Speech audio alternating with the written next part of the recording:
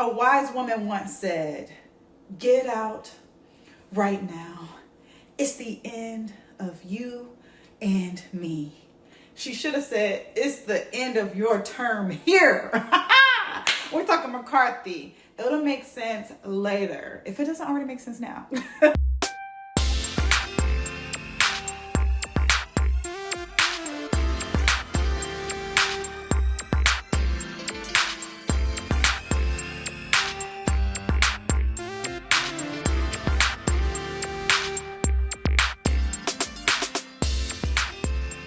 Hey everyone, I'm LaPortia and welcome to Up and Out. Does something feel a little different today? It's almost like someone came out. No, that's not it. Went out? No, I don't mean that type of out. I meant to say got kicked out. Yep, I'm talking about Kevin McCarthy. He has officially been voted out of his role as the Speaker of the House. And child, it's been a journey, honey. And apparently, McCarthy says he will not run again. This all went down on Tuesday. And it's been chaos on Capitol Hill, to say the least, all day long. 216 to 210. It was a close vote, but baby, he is out of here. And fellow lawmakers are trying to figure out what's next. The Advocate Channel's Jen Sullivan breaks down what this historic move means, because it's the first time this has ever happened, and the reaction from lawmakers. Take a look. The office of Speaker of the House of the United States House of Representatives is hereby declared vacant. In a historic vote, members of the House voted to strip Kevin McCarthy Tuesday of his title as Speaker, leaving the leadership of the Republican Party in turmoil. I fear that this self-inflicted drama of today jeopardizes our majority. McCarthy holding a press conference hours after being voted out. My goals have not changed. My ability to fight is just in a different form. Never before has a speaker been ousted. 8 Republicans and all Democrats voting to push McCarthy out. We need a Congress that runs efficiently.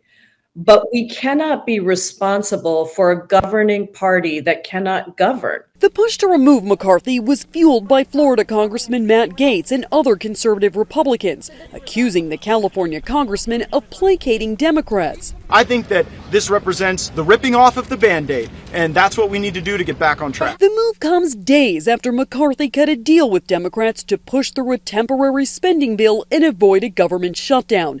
That decision leading to this showdown on Capitol Hill. They're willing to plunge this body into chaos. I don't think voting against Kevin McCarthy is chaos. I think $33 trillion in debt is chaos. The move has left the House in uncharted territory with no leader. There is a Speaker pro temp, but the House will eventually need to elect a permanent new Speaker. I'm Jen Sullivan reporting. Okay, so after hearing all of that, you're probably like, girl, what does the Speaker of the House actually do? Like, I haven't taken social studies since grade school. Well, that's what I'm here for. The Speaker of the House is who becomes president if both the president and the vice president pass away, for instance, or become unable to maintain office.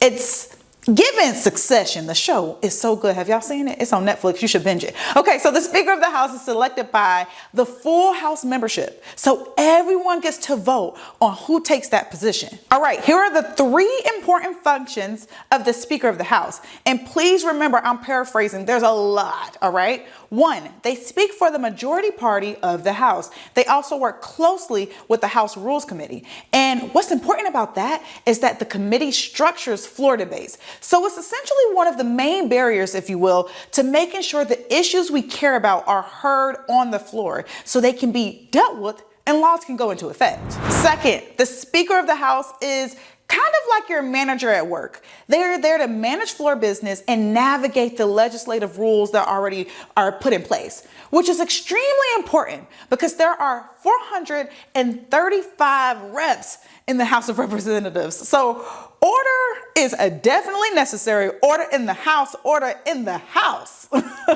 And finally, the Speaker of the House oversees the money, baby, specifically for the House. So it's really a very important role. Don't sleep on it, child. Get into it. Know what's going on in the political landscape. Okay, did I ever tell y'all that I tried out for the basketball team one time? Yeah, I did. It was in middle school. Listen, no, I know what you're thinking. Did you make it? I did not, but I did become the manager because I'm a very orderly, structured type of, get in line type of person. You feel me? Well, one of my favorite basketball players of all time, LeBron James, says he is dedicating this season to his 18-year-old son who suffered a cardiac arrest in July. He says Bronny James is doing well and is in rehab and looks forward to playing college ball again. His father says the fam is super excited to see what this teen's future holds, and Bronny James is widely considered as a first-round prospect for next year's NBA draft. His dad says he's not sure if this season will be his last, referring to LeBron James. He's not sure if this is going to be his last season, but previously, he's expressed a pretty big desire to play in the pros with his son. So I guess we'll see, okay? Listen, Issa Rae has a lot of titles, from actress, producer, creator, low-key comedian, high-key comedian, the inventor of one of the culture's favorite staple slogans, I'm rooting for everybody black. And now she's adding another title, all right? The creative director for the 2024 American Black Film Festival, going down next June in Miami Beach, Florida. Now, the festival co-founders, Nicole and Jeff Friday, said, we couldn't think of a better partner to help us continue to embody the ABFF mission of showcasing black talent and discovering and amplifying new voices. Let's keep this movie train going. Have you all seen Saw 10? Well, let me tell you something. I have. It was definitely gory in true Saw fashion, and in some ways completely unpredictable, especially the ending. Listen, it was crazy to me. I didn't really see it coming, and it's really wild to think it's the 10th film. I started watching these movies when I was a preteen, and so it's really cool to see it grow. Well, the Advocate Channel's Rachel Smith spoke with the creators of Saw 10 to get all up in their minds and figure out what they were going for in this film. Take a listen. It's pretty wicked.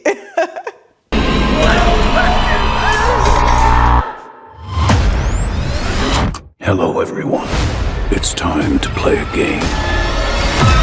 Thank you, first of all, for bringing your Saw celebration to Las Vegas. Yeah, it's pretty fun. Pretty fun. The perfect city, clearly, right? Yes, I think so. I mean, I already saw that, Jigsaw's posting on Instagram. He's, at the Bellagio fountains. He's got, the mile-long daiquiri. But let me ask both of you, what has this milestone, reaching 10 years, why is that so special to both of you and really sets this movie apart? Well, who would ever believe that the 10th movie in a franchise could even exist, let alone be, good, I think. And the response that we've heard so far is really upbeat. So, I mean, to me, it's just kind of magical. And, it's personally, I think it's the best film that I ever made. Yeah, and I think you really need to look at the fans. There's such a massive fan base. And imagine a franchise making $1 billion, right? Right. So, and the fans, based on the trailer, they just are asking for more and more and more. How much time do I have? Months, at best. I still have a lot of work that needs to be done.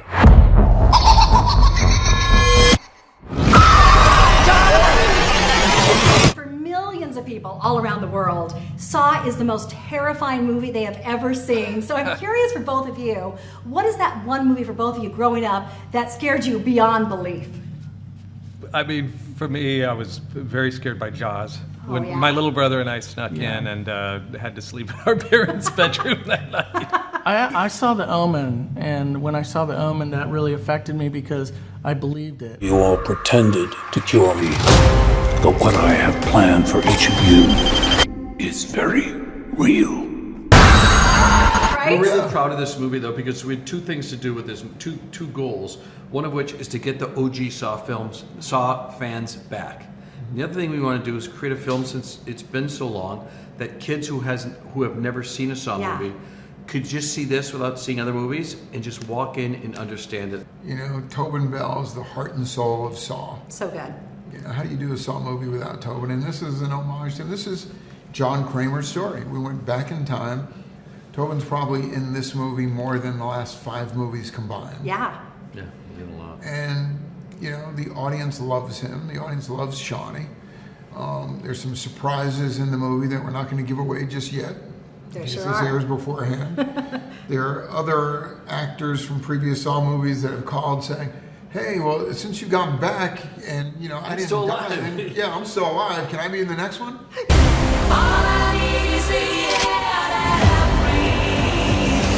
Out of all the men to cheat, you picked John Kramer? I mean, I was on the edge of my seat. I mean, I watched half of it like this, but it was. But the other half, you wanted Tobin to win, didn't you? You know what? Jigsaw going like, all right. We kind of made him like almost like a protagonist in this movie. I thought it was really good. I mean, so many layers, and it's gonna make a killing. The choice is yours.